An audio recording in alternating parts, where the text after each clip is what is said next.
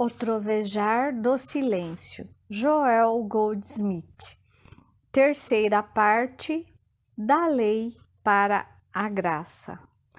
Capítulo 10. Ouviste o que foi dito aos antigos. A qualquer momento de nossa experiência terrena, não importa que seja aos 9, aos 19 ou aos 90, nós podemos empreender o retorno à casa do Pai. Não nos esqueçamos, porém, que podemos voltar ao estado edênico e continuar sendo a mesma pessoa que éramos ontem, com todas as nossas virtudes e falhas humanas, vacilando constantemente entre o bem e o mal. Nossas virtudes humanas não garantirão nossa entrada no Éden mais que nossas falhas. Temos de largar a ambas, falhas e virtudes, e vestir o manto do Cristo, subindo para além da criação mental do segundo capítulo do Gênesis, que nos acorrentou à lei do bem e do mal. A lei foi dada por Moisés, mas a graça e a verdade vieram por Jesus, o Cristo. Por centenas de anos antes de Moisés, os hebreus viveram um estado de servidão, com pouca ou nenhuma oportunidade de progredir em educação, cultura, religião, artes ou ciências.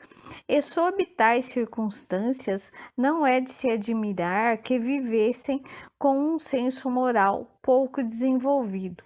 Para esse povo, Moisés representou um modo de vida mais elevado, a espinha dorsal daquele que traria mais tarde os 10 mandamentos. Se tais mandamentos fossem observados, a pessoa seria considerada o melhor tipo de cidadão que se pudesse esperar. E mais ainda, se observasse as leis da dieta e alguns outros poucos costumes, mereceria o título de bom hebreu. Se a lei fosse desobedecida, todo contraventor poderia esperar ser apedrejado ou excomungado. Pouca ou nenhuma ideia de amor estava incluída em tais ensinamentos. Eram ensinamentos estritamente sobre as leis éticas e morais, um senso moral ou ético tão grande quanto deveria ser. Contudo, é só um passo no caminho para a conscientização espiritual. Enquanto alguém viver na estrita observância dos 10 mandamentos, poderá estar a éons de distância da vida espiritual, pois a verdadeira vida espiritual é vivida acima dos pares de opostos. Quando veio Jesus, ensinou um novo modo de vida que não trazia a preocupação básica de trocar o sentido negativo da vida pelo positivo, mas a de elevar-se acima de ambos, positivo e negativo, para o plano espiritual. Não podemos esquecer que, como mestre hebreu, dentro da igreja hebreia organizada, Jesus estava autorizado a falar e orar sobre as suas bases. Nem podemos esquecer que aquilo que ele pregava não era chamado de cristianismo, pois não havia cristianismo. Ele não pregava para cristãos que não existiam. Ele era um mestre hebreu pregando para hebreus. Mas aí ocorreu um milagre. Esse homem, Jesus, recebeu uma iluminação que lhe trouxe um ensinamento religioso completamente novo, algo que até então era absolutamente desconhecido pelos hebreus. Com isso, ele foi muito além da lei kármica do Velho Testamento, por meio de seus ensinamentos sobre um poder único. Ao ensinar tal revelação para homens e mulheres do seu tempo, os libertou de todo ritual e dogma. Tão livres o fez que a igreja não o tolerou, e nem os seus ensinamentos. O que eles puderam sentir foi ódio e medo por um dos seus que virara de ponta cabeça alguma das práticas mais tradicionais e mais queridas, como a exigência de se fazerem peregrinações anuais a Jerusalém, com o propósito de pagar tributo e como observância dos rituais. O grande afastamento de Jesus dessas observâncias era uma crítica silenciosa e uma condenação daquilo em que eles haviam posto sua confiança por tanto tempo. Jesus trouxe para a luz a verdade de que a bem-aventurança espiritual não tem relação alguma com a rígida observância de qualquer forma exterior, mas tem a ver com o estado de consciência desenvolvido pelo indivíduo. Ele pregou uma nova dimensão de vida, uma consciência maior que implicava a morte de velhas crenças. Explicou que o vinho novo não pode ser colocado nos odres velhos, isto é, que esse novo enfoque não poderia simplesmente ser acrescido ao velho modo de vida hebraico, mas que este deveria ser trocado pelo novo, uma vez que eram contraditórios.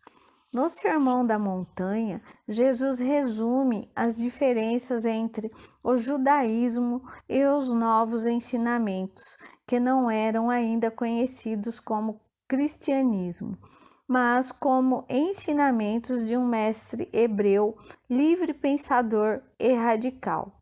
E o que eram os ensinamentos desse homem, que foi sem dúvida o mais iluminado e espiritualmente desenvolvido dos que foram conhecidos, tão iluminado que o mundo de hoje gira praticamente em torno de seus ensinamentos? A palavra graça nos revela o que eles são. A lei veio por Moisés, mas a graça e a verdade vieram por Jesus Cristo. Tais graça e verdade representam algo inteiramente diferente daquilo que a lei representa. E assim, por 3 séculos após o ministério de Jesus, havia pessoas andando pela Terra Santa, cruzando por Roma e Grécia, ensinando e pregando não a lei como está assentada na fé judaica, mas algo novo, deslumbrante, algo diferente chamado graça e verdade, algo que aos poucos foi sendo conhecido como ensinamento do cristianismo. Os primeiros seguidores de tais ensinamentos eram chamados judeus cristãos, pois eram judeus seguidores do Cristo. De fato, naqueles tempos iniciais, apenas aqueles que eram judeus podiam tornar-se cristãos. Porém, finalmente, Paulo e Pedro perceberam que os ensinamentos de Cristo eram bem mais que apenas um novo tipo de judaísmo. Eram algo único, algo separado e distinto em si mesmo, e aos poucos passou a não mais ser necessário ser antes hebreu para se tornar cristão. A circuncisão não foi mais necessária e outras práticas veneradas foram abandonadas. Os discípulos começaram a pregar para os gentios, avisando que os ensinamentos de Cristo eram universais pela sua própria natureza, até que chegou o dia em que até os pagãos de Roma e da Grécia, ou qualquer um, independentemente de sua origem, poderia, se o quisesse, se tornar cristão. E essa foi durante séculos a condição do ensinamento cristão. Quando então ocorreu um dos eventos mais estranhos da história do mundo. Organizou-se uma igreja que adotava todos os ritos e rituais egípcios e de outros pagãos da época, que aceitava integral e literalmente o judaísmo, conforme ensinamento no Velho Testamento, e que o desprezava todos os ensinamentos cristãos, menos o nome do seu mentor, e que passou a chamar a si mesma de Igreja Cristã. E o que aconteceu com os ensinamentos de Cristo quando foram organizados? Estaria tal igreja a praticar o ensinamento de Jesus, não resistais ao mal, ou estaria ainda apegada ao velho ensinamento? Ouviste o que foi dito, olho por olho, dente por dente?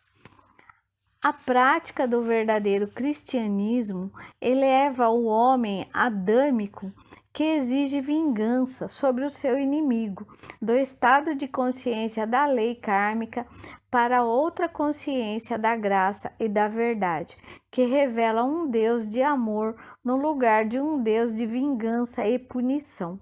O Deus que Jesus revelou foi de natureza totalmente diferente da do Velho Testamento.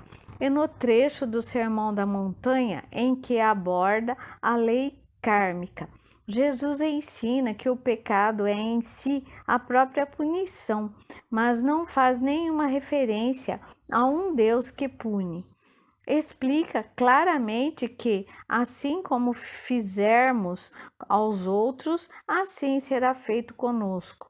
Não por Deus, mas de acordo com a lei kármica, do o que semeares colherás, sob a qual vive todo ser humano. Nossas ações amoráveis revertem sobre nós como amor, e nossas ações más retornam sobre nós como efeitos maus, pela própria ação em si mesma. Pelo nosso estado de consciência, movimentamos a ambos, o bem e o mal. Com a medida que medirdes, será medido, não por Deus, mas pela lei. Quando odiamos, estamos invocando a lei. Assim como quando amamos, quando doamos ou repartimos, invocamos a lei, assim como quando ficamos apegados às coisas. De qualquer modo, a natureza é testemunha da veracidade dessa lei. Por exemplo, se um fruto não for colhido ou removido de algum modo da árvore, esta terá dificuldade em frutificar de novo. Não acusaremos Deus por isso. Deus não pune a árvore. É lei da natureza que a árvore deva dar seus frutos para poder continuar a dar mais frutos. Assim, sem doarmos, cedermos ou entregarmos os bens, nos tornaremos estéreis, pois a lei diz: aquilo que semeares, colherás. E essa lei de semear e colher se aplica tanto aos indivíduos como às nações. Não há meio de evitar os efeitos primitivos das más ações. Não que haja um Deus que esteja a cuidar disso, mas porque essa é a lei kármica que é posta em ação pelo agir de cada um. Tudo isso o mestre revelou na parte do Sermão da Montanha, em que disse: ouviste o que foi dito. Mas o mestre nunca ensinou que Deus pune, nem mesmo o ladrão na cruz, nem a adúltera e nem ao cego de nascença. Sempre ele dizia: vá e não peques mais. Aquilo que sofremos de mal em nós mesmos, somos nós que o trazemos, e não Deus que nos inflige. Quando o cristianismo se tornou algo organizado, adotou o ensinamento de um Deus punitivo do Velho Testamento, talvez na vã esperança de amedrontar as pessoas para que ficassem boas. Porém, o que de fato ocorre é que o mesmo ensinamento, longe de impedir que se faça o mal, é provavelmente responsável por muitos dos pecados cometidos hoje no mundo. Os que fazem mal logo descobrem que não há nenhum Deus e que lhes faça qualquer coisa. E essa evidência tampouco os convence de que Deus os punirá um dia pela omissão e pela perpetração. Se ao homem fosse ensinado que é o mal feito, que é a própria punição em si, compreenderia a interpretação de Jesus, o Cristo, da lei kármica, e estaria então preparado para aceitar o seu ensinamento maior de como superar a lei. É possível superar a lei kármica, varrer todas as punições de nossos enganos anteriores e viver sob a graça, mas isso não pode acontecer com nenhum indivíduo ou com o mundo até que a lei kármica, como o mestre a explicou, seja aprendida e compreendida. Os feitos carregam em si o seu próprio prêmio e o seu próprio castigo, e não é necessário que haja um ato manifesto, pois o ato em si é apenas a manifestação do pensamento que o gerou. Assim, por exemplo, não é necessário roubar para trazer sobre si os efeitos da lei kármica. Basta pensar em roubar, e de fato, nem mesmo isso é necessário. O simples desejo cobiçoso de algo que alguém possua é suficiente para acionar a lei kármica. Não é necessário ferir uma pessoa. Ficar irado com ela é o bastante para trazer a lei sobre si. As pessoas que estão num estado grosseiro de consciência não notam a repercussão da lei kármica tão rapidamente como aquelas que estão no caminho espiritual, que sofrem por mais infrações menores do que aquelas por faltas maiores, pois têm maior percepção do que é certo e do que é errado, e o menor desvio do caminho já aciona a lei. Para superar a lei kármica, é necessário, em primeiro lugar, o reconhecimento da sua existência, que o mal que pensamos ou fazemos tem efeito sobre nós. E tal descoberta nos impedirá de culpar alguém ou algum conjunto de circunstâncias por qualquer dilema em que venhamos a nos encontrar. Começamos a ver que só nós somos responsáveis. Não há um misterioso Deus em alguma parte a tirar nossos erros contra nós, e sim nós mesmos determinamos os resultados da vida e compreendemos que provocamos o bem ou o mal que nos acontecem. Isso nos leva a não mais culpar ou condenar a outrem, a descobrir que ocorreu alguma mudança em nós. Descobrimos que o estado de consciência que nos levou a agir erradamente por descuido, impensada ou mesmo involuntariamente, pode ser mudado. Muito rapidamente aprendemos o que Paulo descobriu, que há dois seres em nós. Cada um de nós é de fato dual. Um é uma criatura que não está sob a lei de Deus, e o outro é o Filho de Deus, que tem o Espírito do Pai morando nele. O bem que eu quero, eu não faço, mas o mal que não quero, eu faço. Parece haver dois de nós, um aborrecendo o outro, um que sabe o que é certo e o outro lutando contra ele. Um que quer ser um homem perfeito e o outro que, por um ou por outro tipo de limitação, não o pode conseguir. Quando percebemos que há um Filho de Deus em nós, embora o filho pródigo esteja ainda lutando para sobreviver, começamos a compreender a guerra entre o espírito e a carne.